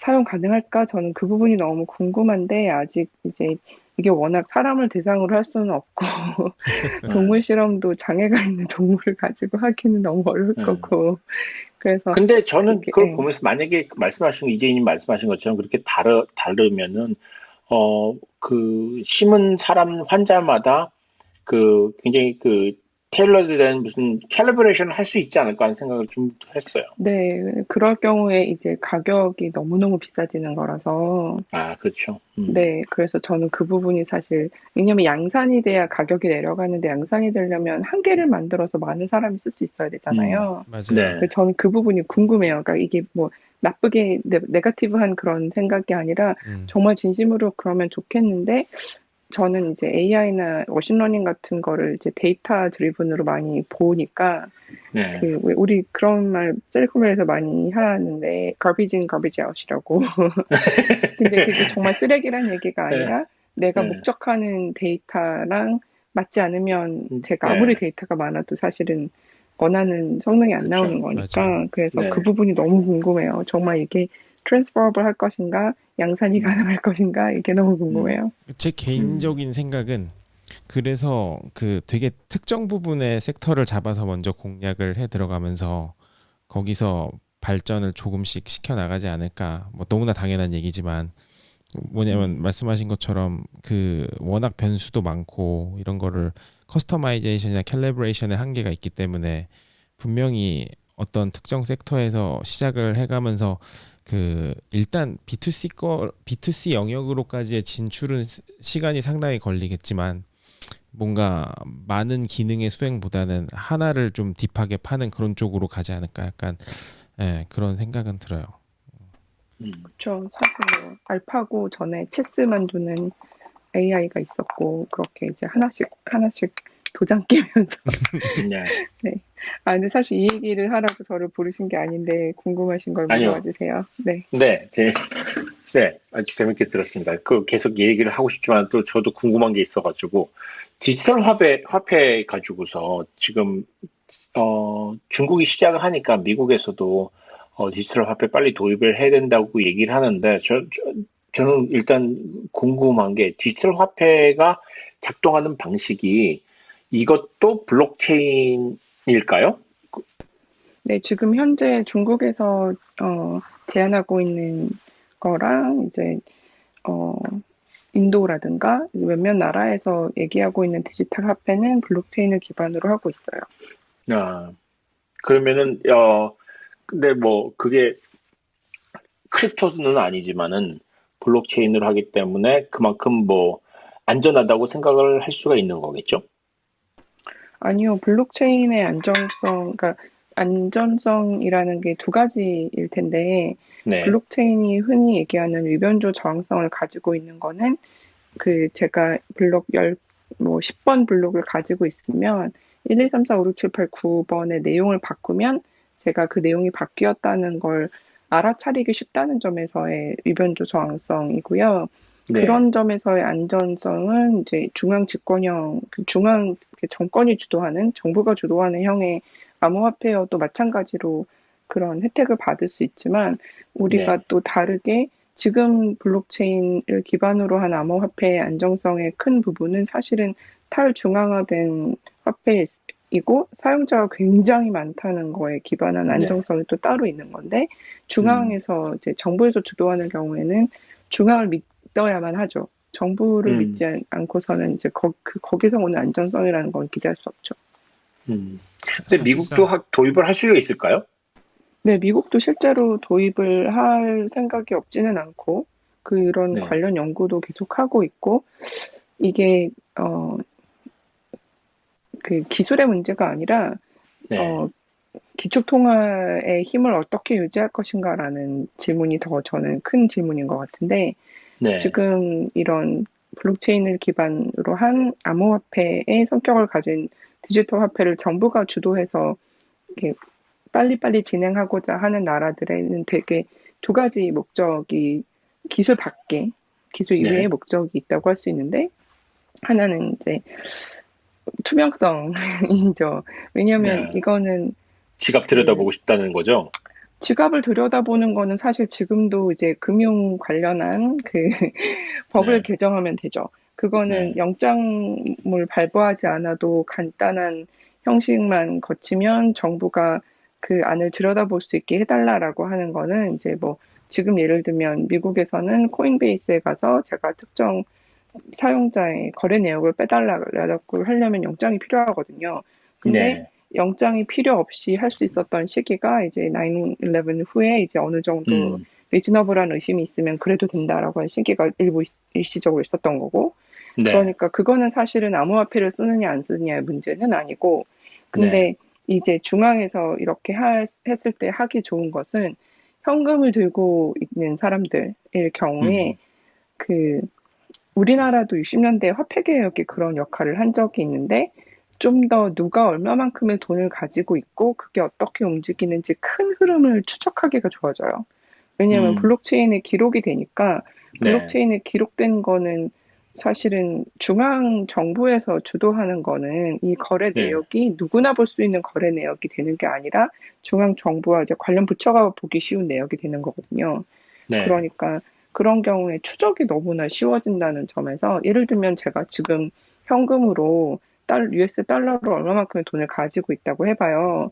네, 그러면 그냥 제가 이거 어디 가서든 쓸 수 있으면 사실은 상관이 없는데 점점 현금을 이렇게 현금 화폐를 받지 않고 다들 크레딧 카드나 암호화폐만 받아요. 이렇게 되면 크레딧 네, 카드 회사는 오히려 이제 영장이 필요하지만 암호화폐는 블록체인에 기록이 돼 있으니까 음, 이게 제 암호화폐 지갑 주소만 알면 되게 음, 공개적으로 추적이 가능해질 수도 있는 거잖아요.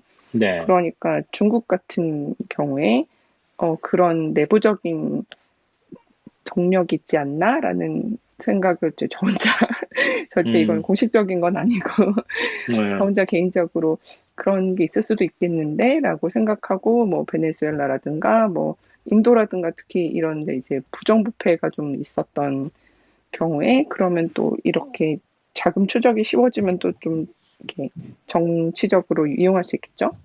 음, 그런 요인이 하나 있고 내부적으로 또 네, 다른 외적인 거로는 지금 중국이 지난달인가 이제 전 세계적으로 암호화폐든 아니든 이렇게 정부가 주도하는 디지털 화폐를 쓸 거면 나라 간의 거래를 좀 자동화하고 그 부분의 블록체인을 쓰면 어떠냐 그런 이렇게 의견을 냈어요.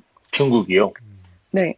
근데 음, 그런 게 사실은 오히려 이제 기축통화로서의 지위를 깎아내리기가 쉽죠. 왜냐하면 음, 우리나라도 외환관리법이 있고 대부분의 네, 나라에 그 자기 나라의 환율을 다른 나라의 외환으로부터 방어할 수 있는 기제가 어느 정도 있잖아요. 근데 그쵸. 그거를 소프트웨어로 만들어버리고 블록체인에서 어떻게 보면 이렇게 스왑이 가능하게, 익스체인지가 가능하게 셋업을 해놓고 나면 그 음, 다음에는 기축 통화라는 그 지위가 내가 이 통화를 가지고 있으면 어디 가서든 쓸 수 있다라는 거잖아요. 사실 어느 정도의 네, 환율 이렇게 환전을 거쳐서. 네, 근데 그걸 굳이 내가 달러를 들고 있지 않아도 중국에서 발행한 이걸 가지고 있어도 저 블록체인에다가 얼마만큼의 피를 내면 내가 수합이 되네? 이 정도까지 오면 이제 기축 통화로서의 권력이라는 거에 대해서 굉장한 도전이 되는 거죠. 그 그쵸. 달러에 대한 기축 동화에 대한 도전이라는 거죠. 아니요, 그건 사실은 이제 예를 든 건데, 네, 사실은 꼭 달러에 대한 것만은 아니라 중국이 어느 정도 기축통화 역할을 하고 싶은 야망은 전부터 있었으니까, 그렇죠. 그런 네, 부분이 어느 정도는 반영되어 있지 않나라고 저 혼자 다시 한번 말씀드리면 개인적으로 그런 생각을 해보기는 하고요. 그리고 음, 사실 지금 현재 USD의 가치가 좀 내려가지 않을까라는 예측은 대부분의 월가에서 하고 아, 있고 네, 그런 것들이 이제 합쳐져서 뭐 USD가 약해질 것이 뻔할 때 중국에서 좀 이렇게 중국 그 화폐 자체가 굉장히 네, 쓸만한 투자 상품으로 보이기 위해서는 내가 네, 중국 위한 디지털이든 아니든 뭐 암호화폐든 아니든 이걸 내가 가지고 있었을 때 나중에 이거의 밸류가 떨어지지 않겠지? 내지는 떨어지더라도 어느 정도 이렇게 교환이 가능하겠지? 음, 다른 화폐로 환전이 가능하겠지라고 생각하면 그걸 들고 있기가 쉬워지잖아요. 네, 그렇게 블록체인으로 여러 나라의 통화를 묶어 놓으면 그 음. 사이에 수합이 가능한 그런 정도의 시스템을 구축하면 훨씬 분산의 효과가 올 수 있죠. 근데 사실 근데 이거는 기술적인 문제랑은 조금 다른 얘기인 것 같아요. 그쵸. 아무래도 뭐, 중국의 그 정치, 뭐, 외교적인 문제, 경제적인 문제일 것 같은데, 그게 말씀하신 게, 어느 정도 느낌상, 어느 정도 가능할 것 같으세요? 그렇게 중국이 그런 지위를 차지하는 데까지 가는 게? 중국이 기축 통화 중에 하나로 편입하게 되는 거는 사실은 그렇게 멀지 않을 수 있을 것 같아요. 저는 네, 그 경향성이 아마 앞으로 3년에서 5년 안에 되게 뚜렷하게 보일 것 같은데 음, 지금 미국이 앞으로 3년에서 5년 안에 얼마만큼 선방하느냐가 되게 중요할 것 나, 같고 네, 그리고 이유가 이유가 사실은 EU라는 하나의 기관으로서 그 통화 자체를 방어할 수 있는 그런 힘을 가지고 움직여주는 기관이면 참 좋은데 네, 지금 특히 코로나 사태 터지고 EU 안에 회원국 사이에서도 코로나에서 입은 피해가 너무 차이가 크고 네, 그러면서 약간 각자 도생 음, 분위기가 없지 않다 보니 EU 음, 자체에서 이 유로를 관리하는 입장에서 뭔가 이런 흐름에 막 발빠르게 대응을 해줄 수 있을 것 같지는 않아서 네, 네, 그래서 저는 개인적으로 이거 코로나 사태가 가져온 가장 큰 어떻게 보면 데미지 중에 하나가 EU가 가지고 있는 정치적이고 경제적인 결속력이 물론 브렉시트부터 예견되어 온 거지만 네, 훨씬 더 약화됐다는 느낌이 있고 음, 그래서 미국이 상대적으로 더 중국을 혼자 어떻게 보면 상대해야 되는 네, 기축통화 입장에서는 음, 그런 각 구도가 좀 나오고 있지 않나? 근데 미국 경제도 사실 실리콘밸리를 제외한 나머지 경제 부분이 그렇게까지 또 음, 코로나 때문에 더 안 좋아진 것도 있고, 그런 모든 것들 때문에 전 굉장히 긴밀해. 오히려 저는 바이든 대통령 임기 안에 그, 뭐, 그린 뉴딜인가, 뭐, 이런 네. 것들로 경기가 이렇게 확 돌아올진 잘 모르겠는데, 그런 것들로 방어에 성공하면 참 저는 미국 살고 있으니까 좋겠는데, 네. 근데, 그게 될지 안 될지가 앞으로 3년에서 5년 안에 확, 이렇게, 음, 예, 흐름이 딱 잡히지 않을까 하는 음. 생각이 있습니다만, 다시 한번 말씀드리지만, 저는 경제 이런 거 잘 모르고, 이제 혼자 하는 생각입니다. 근데 제가 사실, 궁금한 사실, 게 하나 있는 게 네. 그러니까 사실 그 그러니까 중국에서 하고 있는 건 사실 스테이블 코인이잖아요. 그 테크놀로지에 의존해서 하는다기보단 결국에는 그 차이니즈 가버먼트가 정해주는 그 스테이블함을 믿어라라는 그런 건데 그게 어느 예, 정도의 예, 예. 크레더빌리티가 있을 수 있을지가 사실 저는 의문이 좀 드는 부분이 있거든요. 그러니까 근데 그건 제 예, 생각에 생각 안 하셔도 될 것 같아요. 왜냐면 그게 USD든 차이나 위안이든 네, 스테이블 코인이라는 건 이 코인을 들고 오면 음, 1 위안으로 바꿔주겠어, 내지는 1 USD로 바꿔주겠어를 보장하는 스테이블리티지, 위안의 가치와 USD 가치 그 자체는 스테이블 코인을 쓰고 안 쓰고 관계없거든요. 그쵸. 음, 그러니까 1대1의 가치는 그러니까 그런데 네, 그 그러니까 이걸 쓴다고 해서 위안의 가치가 높아지거나 위안의 가치가 떨어지거나 하는 것은 아니라서 네네. 그거랑 별개로 위안의 가치가 앞으로 올라갈 것인가, 이 암호화폐나 디지털 화폐라는 부분을 빼고 생각하셨을 때 위안의 가치가 올라갈까라고 생각하신다면 디지털 화폐랑 암호화폐도 스테이블한 동안에는 같이 올라가겠죠.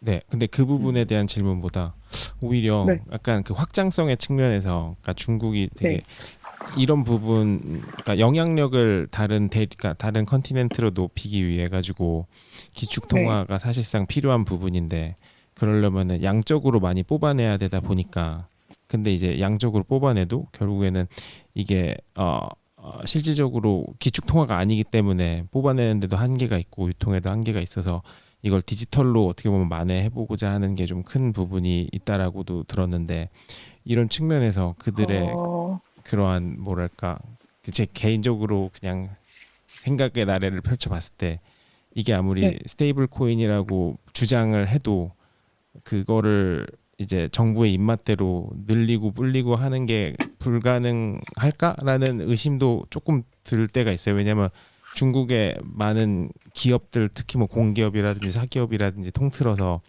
회계 부정이라든지 이런 부정적인 네, 네, 여론이나 네, 네, 측면이 네. 되게 많잖아요. 그래서 네. 크레더빌리티 측면에서 되게 조금 사람들이 항상 의심을 가지고 이거 회계 맞는 거야? 약간 이런 말은 항상 나오잖아요. 어떤 회사를 통틀어도. 그래서 네, 네, 네. 그게 음. 그 스테이블 코인에조차 적용되지 않을까? 약간 이런 걱정은 조금 드는데 혹시 그 부분은 어떻게 생각하시는지?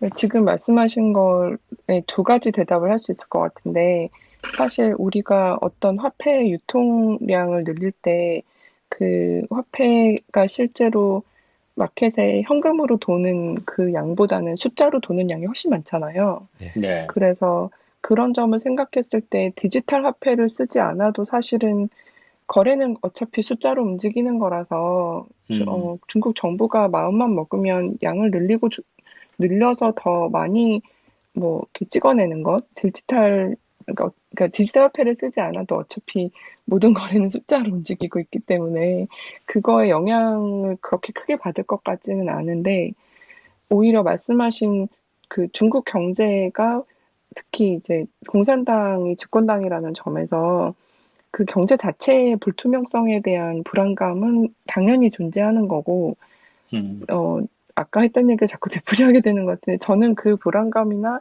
그런 불확실성이 암호화폐를 쓰고 안 쓰고와 관계없이 저는 존재한다고 생각해서, 암호화폐를 써서 사실은 어떻게 보면 그 흐름을 중국 정부에서 블록체인을 써서 어느 정도 공개하면 오히려 그런 불투명성이 줄어들 수는 있을 것 같은데, 물론 이게 공개한다는 게 뭐 그 익명의 모든 월릿에서 얼마만큼 쓰고 이런 걸 다 공개하는 그런 차원이 아니라, 특히 우리나라에도 이제 그 각종 그 이름이 있는데, 무슨 몇 대 주요 은행 간의 돈의 움직임? 뭐 이런 네. 것들은 당연히 공개하지 않잖아요. 네네. 네.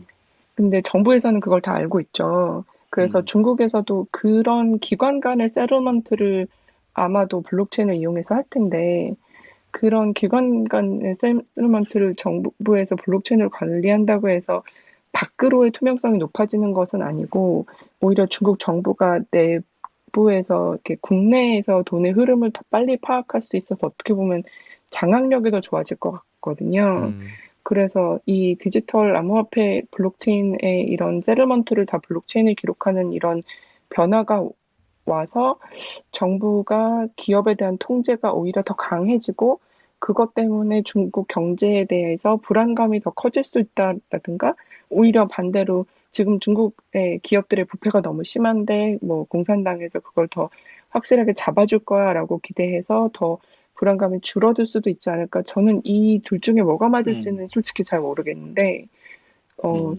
개인적인 예측을 하자면 중국 정부가 장악력이 높아져서 일단 겉으로 보이는 중국 밖으로 대응하는 면에서의 효율은 높아질 거라고는 예측할 수 있을 것 같아요. 그래서 아, 그런 점에서 중국 위안에 대해서 불안감이 높아질 것 같진 않은데, 근데 음, 그 중국 공산당의 부패가 불안하다라고 한다면 그건 오히려 커질 수도 있을 것 같아요. 그건 다른 얘기니까요. 그죠? 네, 그건 다른 레벨의 부패라서 사실 뭐 네, 마윈의 알리바바 마윈과 알리바바 거의 알리바바를 뺏겼다시피 했는데 네. 뭐 그런 것들을 생각하면 솔직히 저런 나라에서 나오는 기업에 투자해도 되나라고 생각하지만 또 그 뒤로 알리바바는 잘 나가고 있단 말이죠. 그렇죠. 근데 이제 그 뭔가 그 당의 심기를 건드리면 언제든 너 일로 와봐가 될 수 있는 환경이니까. 그렇죠. 네. 네, 음.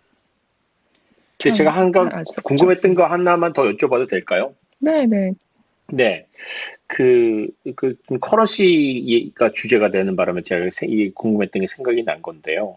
네, 크립토 커런시, 비트코인 같은 게 네, 정말로 커런시냐는 질문이 있잖아요. 그래서 네, 이게 그냥 금처럼 그냥 뭐 네, 자산으로 투자 가치는 있는 건데 그걸 왜 굳이 커런시로 붙여가지고 언젠가는 커런시가 될 것처럼 이렇게 기대를 하고 있는데 네. 이게 지금 지금 중국에서 디지털 화폐가 나와 버리니까 사실 뭐 그다음에 미국도 나오고 하면 결국은 이제 커런시 역할을 하는 거는 이제까지 나와 있는 디지털 커런시가 되는 거고 그냥 크립토 커런시는 영원히 그냥 이런 형태로 남아 있게 되는 걸까요? 그 제가 지금 블록체인 강의를 하고 있는데 이번 학기에 네, 그래서 이제 커런시에 대한 거를 강의를 하지 않을 수가 없어서 제 전공이 네, 아닌데도 불구하고 이렇게 좀 이것저것 읽어보고 하는데 제가 이제 경제 공부를 너무 안 해서 그런지 모르겠는데 금본위와 은본위가 지나간 지금 현재 이렇게 근대적인 화폐에서 화폐가 되기 위해서 갖춰야 할 덕목이라는 것은 네, 돈이 움직이면 움직인 그 결과가 예를 들어서 제가 누구한테 돈을 줬다 뺐을 수 없어야 되고 제가 네, 돈을 준 다음에는 주고 끝나야지 저한테도 그게 남아있으면 안 되고 네, 그러니까 돈이 움직인다는 것을 모두가 믿을 수 있는 것이 제일 중요한 것 같더라고요. 네, 오히려 내가 이 돈을 가지고 무엇을 살 수 있지? 라는 교환 가치와 내재 가치를 생각하면 네, 지금 어지간한 선진국이 아니고서는 내재 가치를 가지고 있는 통화라는 게 음, 사실은 좀 내재 가치가 되게 애매한 지경에 이르렀잖아요. 음. 네, 그래서 순수하게 교환 가치만 가지고 있는 것도 통화라고 인정해 줄 수 있나, 화폐라고 인정해 줄 수 있나라고 생각했을 때, 그것도 인정해 줄 수 있지라고 하면 비트코인이나 다른 많은 암호화폐들도 화폐라고 인정해 줄 수도 있을 것 같아요, 이제는.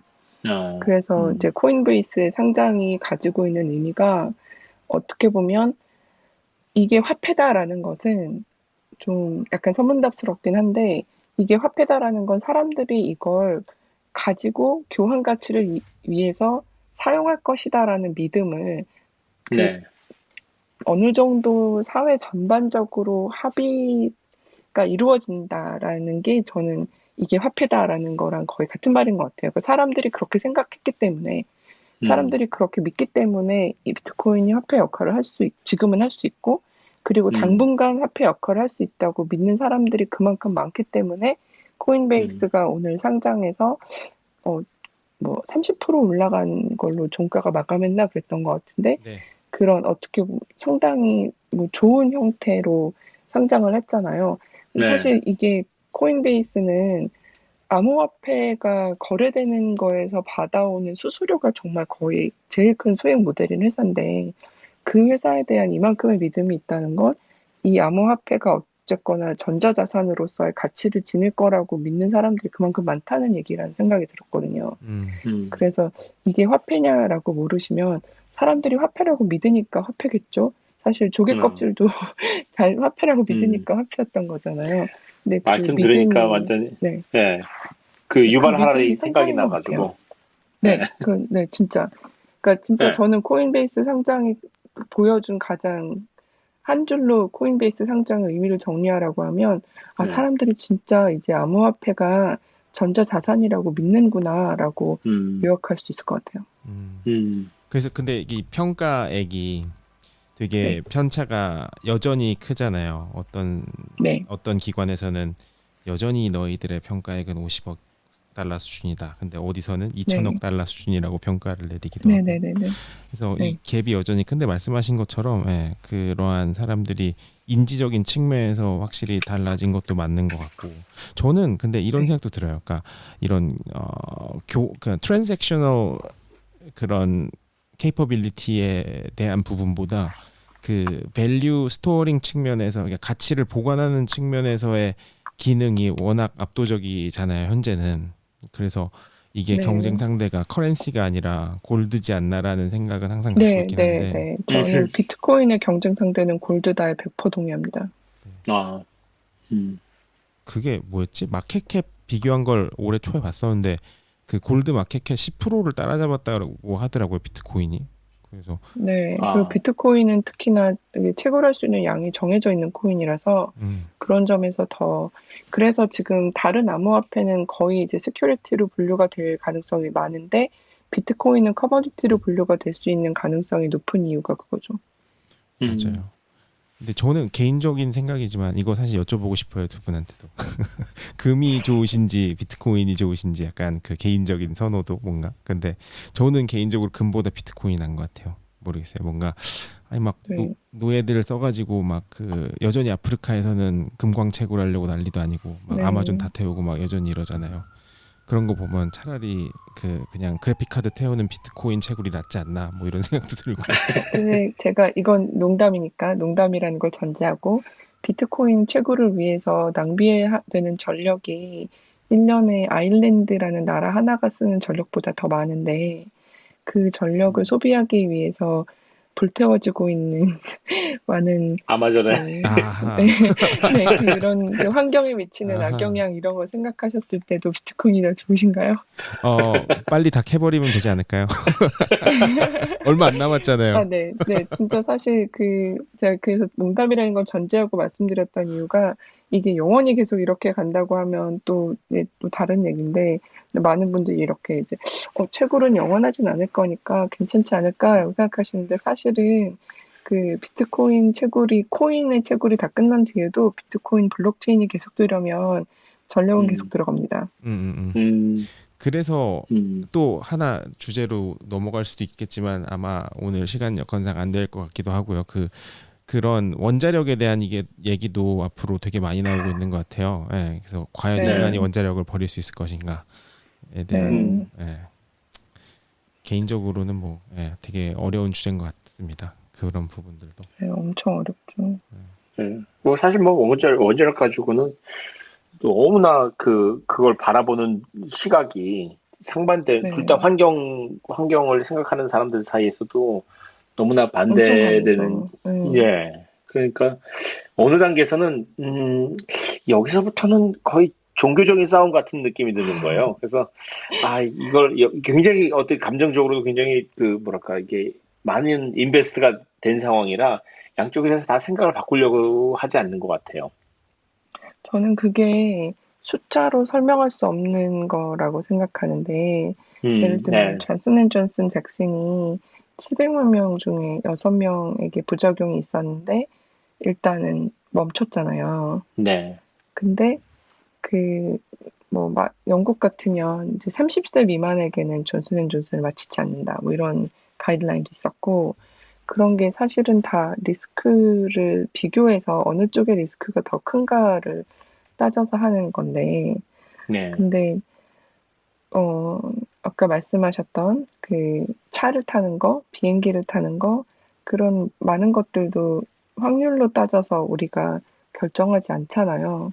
네, 그래서 원자력 발전소가 잘못되었을 때 일어날 수 있는 피해는 너무나 막대하고, 우리는 후쿠시마 이런 것도 봐서 알고 있고, 네, 그런데 또 다른 한편으로 그래서 실제로 발전소에서 사고가 날 확률이라는 건, 그러니까 이게 종교의 문제처럼 들리신다고 하신 이유가, 저는 네, 어느 시점을 지나가면 이게 네, 아무리 확률 곱하기 예상되는 피해를 측정해서 기대값을 계산해서 비교하더라도 음, 확률의 문제가 아니라 일어날 수 있는 피해의 규모가 문제다라고 하는 입장과, 아니다, 기대값이 문제다라고 하는 그 두 가지 입장은 논리의 문제가 아닌 것 같아요.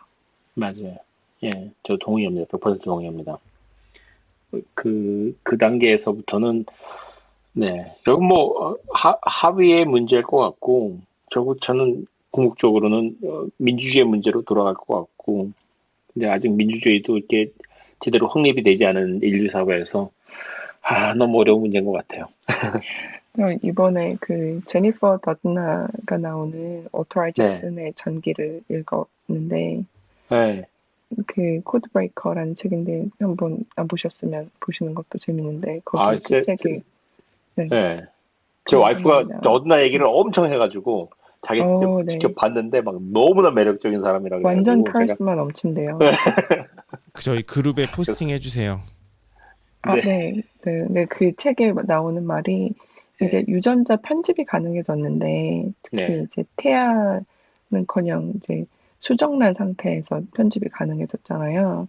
네, 그렇게 됐을 때 어디까지 괜찮지? 어디까지 해도 되지? 라는 그런 얘기를 이제 연구자들끼리 많이 하는데, 거기에 네, 계속 등장하는 게 사회가 괜찮다고 생각하는 합의점까지 뭐 이런 얘기가 계속 나와요. 영어로 음, 정확한 표현이 지금 기억이 안 나는데, 음, general agreement in the society 뭐 약간 그런 식의 문장이었는데, 네. 근데 그게 계속 들어가다가 어느 순간 그걸 포기하는 거예요. 왜냐면 그거는 이룰 수 없는 꿈이니까. 유전자 편집보다 그걸 이루는 게 더 어려운. 더 어려운 문제. 맞아.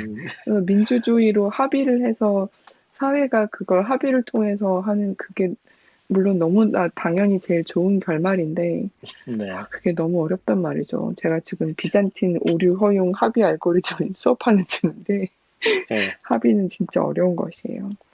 확실히 근데 그런 맞습니다. 측면에서 합의가 필요 없는 계층의 사람들은 점점 더 이런 걸 더 많이 쓰게 될 것 같아요. 그러니까 음, 그런 네, 합의에 대한 당연히. 그쵸.